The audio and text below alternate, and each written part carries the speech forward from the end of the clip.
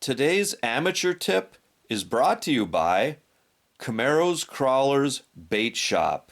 Hey deer hunters, if you're looking to bag that big buck, don't forget to stop by Camaro's Crawlers and pick up a bag of Last Supper deer corn. Last Supper deer corn is the only deer corn infused with caffeine and Viagra. That keeps those big bucks moving all day and keeps them in the active rut stage all season long. All right, guys, today's amateur tip. You get yourself a deer like I did this evening, okay? And maybe you're headed back to the camp to get a buddy to help you drag it out, maybe help you field dress it, or you're going back to the house to get the side-by-side, or whatever it might be. If you leave a deer unattended when you're in coyote or wolf country, sometimes that can not end well, okay?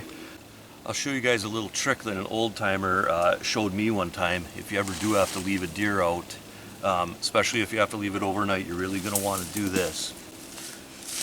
But go ahead and get yourself some sort of a hat or an article of clothing that has a good, strong human scent on it.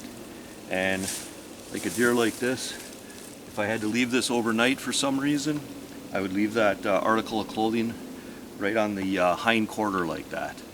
Coyote or a wolf comes along, of course they're going to see the deer and they're very paranoid. Coyotes and wolves are very difficult to trap and they're very cautious, very paranoid. They'll approach this deer. They don't want to approach it from the rack. They're much more likely to come toward the hind corner and kind of bite into it and see what's up with it. But that strong human scent off a hat, possibly a sock, maybe a t-shirt or something, if you can put that on the deer, it might just buy you enough time to where you get back to the deer the next morning, or maybe an hour later when you go and get your buddy, or for whatever reason that you had to leave it, it might just buy you enough time to where the coyotes and wolves will be a little paranoid about it and won't get into it by the time you get back.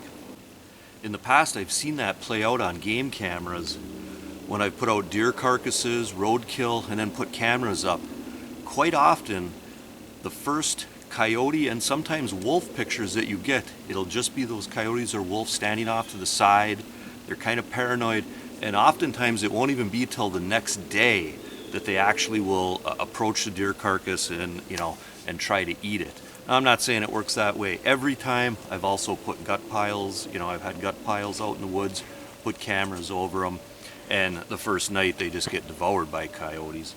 But if you're going to leave a deer, if you got to leave this deer overnight in the woods, leave some kind of article of clothing on it that's going to have a good, strong human scent on it. And like I say, it might just buy you enough time to get back out there and get that deer back.